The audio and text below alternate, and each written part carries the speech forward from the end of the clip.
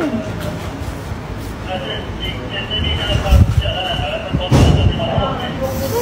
duduk ni.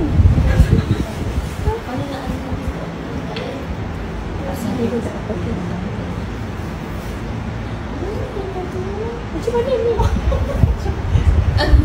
You berat tau.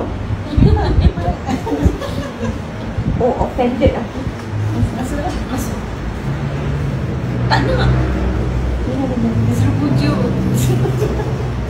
Sini Amor. Handsome boy. Alah.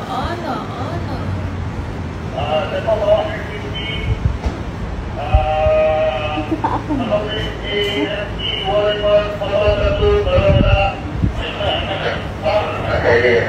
Kak Amy. Apa? Yang tak tolong kereta Kak Amy dengan kereta orang kucing yang lain parking. Yes. Kita ke ini.